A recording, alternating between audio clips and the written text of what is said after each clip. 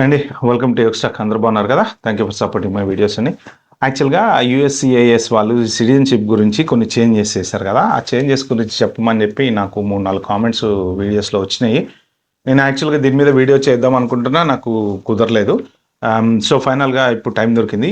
USCIS వాళ్ళు ఏంటంటే neighbourhood checks అని చెప్పేసి కొత్త మెమోరాండం అయ్యేది ఆగస్టు 20 అనుకుంటా అండి. ఇది వచ్చి కూడా చాలా రోజులు అవుతుంది. ఆగస్టు 20th నాడు వచ్చినటువంటి రీసెంట్ పాలసీ మెమోరాండంలో వీళ్ళు చెప్పారు ఏంటంటే, మనం ఒకవేళ సిటిజన్షిప్ కనుక అప్లై చేస్తే మీ ఇంటి పక్కన ఉండేటువంటి వాళ్ళ దగ్గర మీ గురించి తెలుసుకుని ఇవ్వాలా వద్దా అనేది డిసైడ్ చేస్తారనమాట. ఆల్రెడీ దాంట్లో గుడ్ మోరల్ క్యారెక్టర్ అనేది కూడా ఒకటి యాడ్ చేశారు కదా. నేను దీని మీద ఒక వీడియో చేశాను మీకు.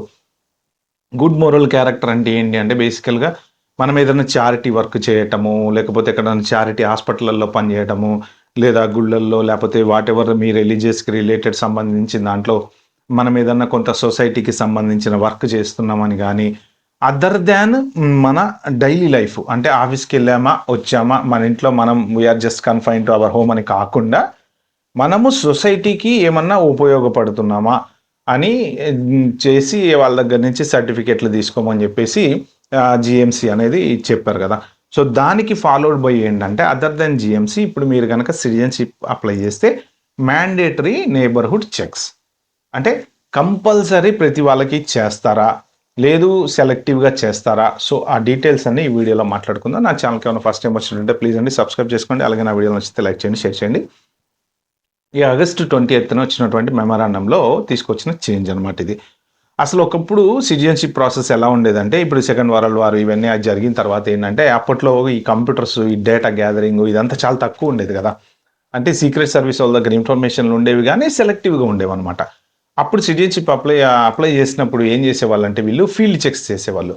అంటే వెళ్ళి ఇప్పుడు మనం ఎక్కడైతే ఉంటామో ఆ ఇంటి దగ్గర చుట్టుపక్కల వాళ్ళ దగ్గరికి వెళ్ళి తెలుసుకొని అసలు ఈ పర్సన్ మంచోడా కాదా, నైబర్హుడ్ చెక్స్ అంటారు వాటిని, మంచోడా కాదా అనేసి మన చదువుకుంటున్నాం. ఫర్ ఎగ్జాంపుల్ యూనివర్సిటీలో చదువుతుంటే యూనివర్సిటీకి వెళ్ళి అడగడము, లేదా జాబ్ చేస్తుంటే ఎంప్లాయ్మెంట్ ఎక్కడైతే మనం పని చేస్తామో ఆ పని చేసే చోటుకు వచ్చి, అంత ఫిజికల్ మాన్యువల్ వర్కే కదా అప్పట్లో, పెన్ను పేపర్ తీసుకొని రాసుకోవటమే కదా.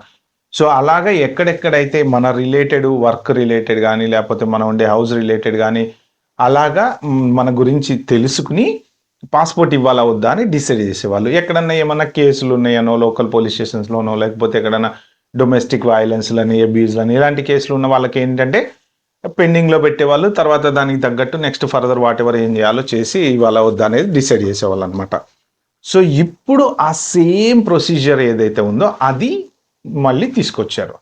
అయితే ఈ ఎప్పుడైతే 1980s 85s ఆ రేంజ్లోకి వస్తున్నారో, వీళ్ళకి కొంత కంప్యూటర్స్, డేటా గ్యాదరింగ్ ఇవన్నీ వస్తున్న టైంలో వీళ్ళు ఈ ప్రాసెస్ని ఏం చేశారు అంటే, మనం ఇంటింటికి వెళ్ళి అడగడం కన్నా మనం ఎక్కడన్నా ఒక సెంట్రల్ డేటాబేస్ మెయింటైన్ చేసుకొని ఫాలో అవటం బెటర్ అనేసి, జనరల్గా సిఐఏ వాళ్ళు కానీ, ఎఫ్బిఐఏ వాళ్ళు కానీ, ఈ సీక్రెట్ సర్వీస్లు ఉంటారు కదా, వీళ్ళు కొంత డేటా అనేది మెయింటైన్ చేస్తూ ఉంటారు జనరల్ పబ్లిక్ గురించి. సో వాళ్ళు ఏం చెప్పారంటే, ఎవరన్నా అప్లై చేస్తే ఇంకా మీకు ఇచ్చేస్తాం అప్లికేషన్, మీరే ఎంక్వైరీ చేసుకొని డేటా మెయింటైన్ చేసుకోండి అని చెప్పి. సో అలా కొంతకాలం వాళ్ళు మెయింటైన్ చేశారు. తర్వాత స్లోగా ఈ యుఎస్సిఐఎస్ ఫామ్ అవ్వడము, తర్వాత డిహెచ్ఎస్ ఫామ్ అవ్వడము, ఇవంతా ఎప్పుడైతే వీళ్ళు ఫామ్ అయ్యి ఒక డేటా అనేది అంటే ఈ వచ్చిపోయే వాళ్ళ మన కంట్రీకి వచ్చిపోయే వాళ్ళ గురించి డేటా ఎప్పుడైతే గ్యాదర్ చేయటం మొదలుపెట్టారో, అప్పుడు ఇంకా వాళ్ళ దగ్గర నుంచి టేక్ ఓవర్ చేసేసుకొని, వీళ్ళ దగ్గర ఆల్రెడీ డేటా ఉంది కాబట్టి ఇంకా ఈ చెక్స్ అవన్నీ అవసరం లేదు. ఏమన్నా డౌట్ వచ్చి చెక్ చేయాలి అంటే చేద్దాము, లేకపోతే సిటిజన్షిప్ ఇచ్చేద్దాం అనేసి రూల్స్ అయితే పెట్టుకుని ఆ తర్వాత వాళ్ళు ఆ యుఎస్సిఐఎస్ ఫాలో అవుతూ వచ్చారనమాట. అయితే ఇప్పుడు రీసెంట్గా ఈ ట్రంప్ వచ్చిన దగ్గర నుంచి చూస్తున్నారు కదా ఏమేమైతే జరుగుతున్నాయో. ఈవెన్ సిటిజన్షిప్ కూడా వాళ్ళు రివోక్ చేయటానికి బిల్లు కూడా ఇంట్రడ్యూస్ చేశారు, ప్లాన్ చేస్తున్నారు. ఎవరైనా సరే ఏమైనా క్యారెక్టర్ పరంగా కానీ, కంట్రీ పరంగా కానీ ఇలాంటివి ఏమైనా ఉంటే మీ సిటిజన్షిప్ కూడా మేము రివోక్ చేస్తాము అని ధైర్యంగా చెప్పేశారనమాట. అయితే ఇప్పుడు అసలు ఈ సిటిజన్షిప్ చాలామంది ఏంటంటే, ఫస్ట్ ఎస్ఐఎల్ఎం మీద వచ్చి అక్కడ సెటిల్ అయ్యి సిటిజన్షిప్ క్లెయిమ్ చేసుకోవటము, వీసాల మీద వచ్చి అక్కడ సెటిల్ అయ్యి సిటిజన్షిప్ క్లెయిమ్ చేసుకోవటము, ఇల్లీగల్గా వచ్చి ఎట్లో గొట్ల ఏదో ఒక అమ్మాయిని పెళ్లి చేసుకుని గ్రీన్ కార్డు తెచ్చుకొని గ్రీన్ కార్డు ద్వారా సిటిజన్షిప్ చేసుకోవటము, ఇలాగా వీళ్ళు కొంత ఇల్లీగల్గా వచ్చిపోయిన వాళ్ళు, లేకపోతే కంట్రీకి వచ్చి ఇప్పుడు విజిట్ వీసా మీద వస్తారండి, వచ్చి ఒక అమ్మాయిని పెళ్లి చేసుకుంటారు. వాడు ఏం చేస్తాడు, పాస్పోర్ట్ అప్లై చేస్తాడు, అది మన గ్రీన్ కార్డ్ అప్లై చేస్తున్నాడు. గ్రీన్ కార్డ్ అప్లై చేసిన తర్వాత ఇంకా నెక్స్ట్ ఫర్దర్ సిటిజన్షిప్ అప్లై చేస్తున్నారు. సో ఇంకా ఇప్పుడు వచ్చేసి మళ్ళీ ఈ నైబర్హుడ్ చెక్స్ అనేది స్టార్ట్ చేశారనమాట. ఎందుకంటే ఇప్పుడు వీళ్ళంతా అప్లై చేసే వాళ్ళలో ఫ్రాడ్లు చాలా మంది దొరికారు. వీళ్ళు మెయిన్ ఏంటంటే వీళ్ళు ఇప్పుడు ప్రజెంట్ ఫ్రాడ్ డిటెక్షన్ అనేది ఒక ఎజెండాగా పెట్టుకున్నారు. ఎందుకంటే ఓపెన్ సీక్రెట్ అండి, అందరికీ తెలిసిందే. మన రీసెంట్గా పట్టుకున్నారు కదా, ఏది దొంగ పబ్లికేషన్లు చేసి కన్సల్టెన్సీకి $30,000 ఇచ్చి గ్రీన్ కార్డులు అప్లై చేసుకున్నారు. వాళ్ళని పట్టుకున్నారు, వాళ్ళ గ్రీన్ కార్డులు క్యాన్సిల్ చేశారు. పెళ్ళిళ్ళు, దొంగ పెళ్ళిళ్ళు చేసుకుని గ్రీన్ కార్డు అప్లై చేసి అటు నుంచి సిటిజన్షిప్ వెళ్దాం అనుకుని వాళ్ళని పట్టుకున్నారు. చాలా మందిని డీటైన్ కూడా చేశారు ఈ మధ్యన. సో ఇలాంటి ఫ్రాడ్ కేసులు బోలెడన్ని వచ్చినాయి వాళ్ళకి. అందుకని చెప్పి ఇంకా వాళ్ళు ఇక ఇట్లయితే ఫ్రాడ్ మనం డిటెక్ట్ చేయలేము, అందుకని చెప్పి నైబర్హుడ్ చెక్స్ చేద్దాము అని చెప్పి డిసైడ్ అయ్యారనమాట. సో కాబట్టి ఎవరైనా సరే సిటిజన్షిప్ అప్లై చేసే వాళ్ళు ఎవరైనా ఉంటే వాళ్ళు జాగ్రత్తగా ఉండాలి. ఎందుకు అంటే ఈ మధ్యన సిటిజన్షిప్ అప్లికేషన్స్ ఎందుకు ఎక్కువైనాయి రీసెంట్గా. ఇంతకుముందు చాలా మంది గ్రీన్ కార్డ్ మీద ఉండిపోయేవాళ్ళు. ఇప్పుడు మన ఇండియన్స్ తీసుకోండి, ఫర్ ఎగ్జాంపుల్ పాస్పోర్ట్ తీసుకుంటే ఏమైతే ఇండియా పాస్పోర్ట్ పోతుంది. అందుకని చెప్పి చాలా మంది ఏం చేశారు, గ్రీన్ కార్డ్ మీదనే అలా ఉంటే ఇండియా పాస్పోర్ట్ ఉంచుకునే వాళ్ళు ఇక్కడ గ్రీన్ కార్డ్తో ఉండేవాళ్ళు అనమాట. సో ఇప్పుడు వీళ్ళందరూ ఏంటంటే ఒకవేళ గ్రీన్ కార్డు ఉంటుందో ఉడుద్దో, ఎప్పుడు పరిస్థితి ఎలా ఉంటుందో తెలియదు కదా, అందుకని చెప్పేసి పాస్పోర్ట్ అప్లై చేసుకుందాం బెస్ట్, మళ్ళీ సిటిజన్షిప్ ఒక్కసారి ఇచ్చారంటే వీళ్ళు పేకరు, ఇంకా టెన్షన్ ఏం లేదు మనకి అని అనుకుని సిటిజన్షిప్ అప్లై చేస్తున్నారు. ఇప్పుడు న్యాచురలైజేషన్కి అప్లికేషన్స్ ఇంకా వివచ్చంగా వచ్చేసినాయి. ఈ లాస్ట్ 3 monthsలో వచ్చిన అప్లికేషన్స్ ఇంతకుముందు ఎప్పుడు రాలేదంట. అందుకని ఏంటంటే వీళ్ళకి అర్థమయ్యి ఇట్లయితే మనం సిటిజన్షిప్ అందరికీ ఇచ్చుకుంటూ పోతే కష్టం కదా, ఇందులో ఎవడు కరెక్ట్ కాదు అన్నట్టు వీళ్ళు ఈ కొత్త రూల్ తీసుకొచ్చారు. అయితే మనం ఈ రూల్ ప్రకారము స్టెప్ అహెడ్, మనమే ముందే యాక్చువల్గా ఏమన్నా చేయొచ్చా అంటే వాళ్ళ ఇంటికి వచ్చి చెక్ చేసేదాకా తెచ్చుకోకుండా మనం ఈజీ ప్రాసెస్ ఏమన్నా ఉంటుందా అంటే జనరల్గా వాళ్ళు దాంట్లో రాసింది ఏంటంటే మనం లెటర్స్ తెచ్చుకోవచ్చు. ఇప్పుడు మన సిటిజన్షిప్ అప్లై చేసాము ఫర్ ఎగ్జాంపుల్, ఇంకా మనకి ఇంటర్వ్యూ ఉంది, ఇప్పుడు వారం రోజుల్లో వెళ్ళాలనుకోండి న్యాచురలైజేషన్కి, మనమే ముందే వెళ్ళి పక్కింటోడి దగ్గర నాకు give me some letter consent, నా పేరు మీద నేను మంచోడిని, ఏం ప్రాబ్లం లేదని చెప్పి వాళ్ళ దగ్గర నుంచి, మన ఎక్కడైతే వర్క్ ప్లేస్లో పనిచేస్తున్నామో వాళ్ళ దగ్గర నుంచి అట్లా మనం ముందు లెటర్స్ తీసుకుని కూడా సబ్మిట్ చేయొచ్చు టు మినిమైజ్ దేర్ వర్క్. కానీ ఇది అందరికీ అప్లికబుల్ అవుతుందా, ప్రతి ఓడికి ఇంటికి వచ్చి చెక్ చేస్తారా అంటే అందరికీ కాదు, ర్యాండమ్ చెక్ చేయొచ్చు. లేదు వాళ్ళకి ఏమన్నా డౌట్ వచ్చి ఇప్పుడు మన గ్రీన్ కార్డులో ఏమన్నా పాత హిస్టరీలో ఎక్కడ ఏమన్నా తేడాలు ఉన్నాయి, లేకపోతే డ్రింక్ అండ్ డ్రైవ్ కేసు ఉంది, లేకపోతే డొమెస్టిక్ అబ్యూస్ కేసు ఉంది, లేకపోతే ఇంకోటి ఉంది, ఇలాంటివి ఏమన్నా ఉన్నాయి అని మనకు అనిపిస్తే, ఇప్పుడు ఐఆర్ఎస్ వాళ్ళు కూడా డేటా షేర్ చేస్తున్నారు కదా వీళ్ళకి, యుఎస్సిఐఎస్ వాళ్ళకి. ఓకే, ఒకవేళ వీళ్ళకి ఏమన్నా ట్యాక్స్లు ఎగ్గొట్టారు, అప్పట్లో కట్టలేదు, ట్యాక్స్ పరంగా వీళ్ళ మీద ఏమైనా నోటీసులు ఉన్నాయి, సో ఇలాంటివన్నీ ఏమన్నా మన పేరు మీద గనక ఉంటే దెన్ వాళ్ళు అది రెడ్ ఫ్లాగ్ అనమాట. అప్పుడు వచ్చి మన ఇంటింటికి వచ్చి ఆ పక్కింటోని ఈ పక్కింటోని అడగటము, మన గురించి తెలుసుకోవటము, వర్క్ ప్లేస్కి వెళ్ళి తెలుసుకోవటము. సో ఇలాంటివన్నీ నైబర్హుడ్ చెక్స్ అనేవి చేస్తారనమాట. లేదు మనం పర్ఫెక్ట్ క్లీన్గా ఉన్నాం, clean H1B, clean green card, ఇప్పుడు సిటిజన్షిప్ అప్లై చేస్తున్నాం అంటే ఆబ్వియస్లీ అంత టెన్షన్ పడాల్సిన పని అయితే ఏం లేదు.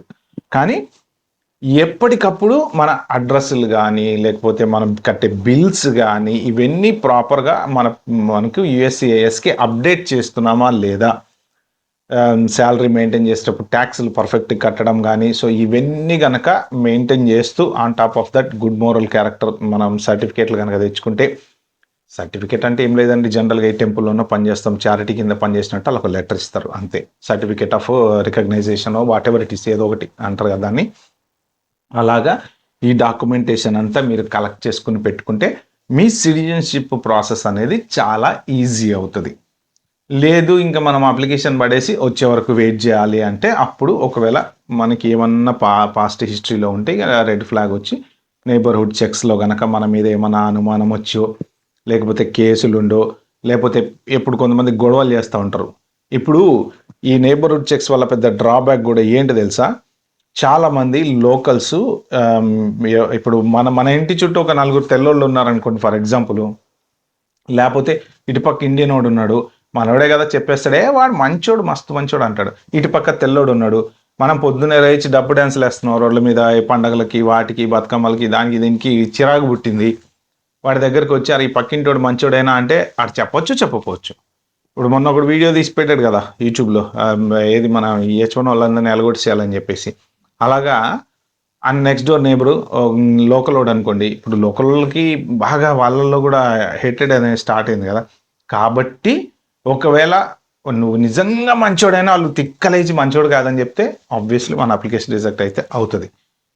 లేదు మనం నేబర్స్తో మంచిగా ఉంటున్నాము, ఎక్కడ ప్రాబ్లం క్రియేట్ చేయట్లేదు అంటే మాత్రం డెఫినెట్గా వచ్చే ఛాన్స్ ఉంది.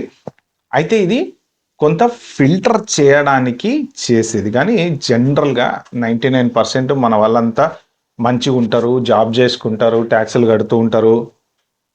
ఎవరో కొంత సెక్షన్ ఒక 10-20% ప్రతి కమ్యూనిటీలో ఉంటారండి. అది ఇండియన్స్లో ఉంటారు, లేకపోతే అమెరికన్స్లో ఉంటారు, లేకపోతే యూకే వాళ్ళలో ఉంటారు. ప్రతి చోట ఒక 20% బ్యాడ్ క్యారెక్టర్స్ ఉన్న వాళ్ళు, బ్యాడ్ పీపుల్ ఉన్న వాళ్ళు అయితే డెఫినెట్గా ఉంటారు. ఓకే, మిగిలిన 80% మన వాళ్ళు వెళ్ళిన వాళ్ళల్లో చాలామంది కూడా చక్కగా సెటిల్ అయ్యారు, కంపెనీస్ పెట్టారు, మంచిగా ట్యాక్స్లు కడుతున్నారు, కాంట్రిబ్యూట్ చేశారు అమెరికా ఎకనామీకి. వాళ్ళ అమెరికా ఎకనామీ సిలికాన్ వ్యాలీ ఎంత కాంట్రిబ్యూట్ చేస్తున్నారు, మన వాళ్ళు ఎన్ని స్టార్టప్లు ఉన్నాయి. కాబట్టి 99.99% ప్రాబ్లమ్స్ అయ్యే ఛాన్స్ అయితే లేదు. ఈ సెక్షన్ ఎవరైతే 20% ఉంటారో, దొంగ గ్రీన్ కార్డులు ప్రింట్ చేసి డియుఐ కేసులు ఉండి, పెళ్ళం కొట్టిన డొమెస్టిక్ అబ్యూస్ కేసులు ఉండి, లేకపోతే ఎక్కడన్నా రోడ్ల మీద యాక్సిడెంట్లు చేసి, లేకపోతే ఇన్సూరెన్స్ ఫ్రాడ్లో దొరికి, క్రెడిట్ కార్డ్ ఫ్రాడ్లలో దొరికి, డబ్బులు దొబ్బేసిన ఫ్రాడ్లలో దొరికి, లేకపోతే ఇలాంటివి ఏమన్నా సెక్షన్ ఎవరైతే ఉంటారో వాళ్ళు ఫిల్టర్ అయ్యే ఛాన్స్ అయితే ఉందన్నమాట. ఓకే బస్, అది నైబర్హుడ్ చెక్స్ గురించి. సో ఇంకా మీకు ఏమైనా డౌట్స్ ఉన్నాయి అంటే కింద కామెంట్ సెక్షన్లో మెన్షన్ చేయండి. నాకు తెలిసిన నాలెడ్జ్ ప్రకారం నేను రిప్లై ఇస్తాను, లేదంటే ఎంక్వైరీ చేసి చెప్తాను. Okay, bye bye and wait for the next video.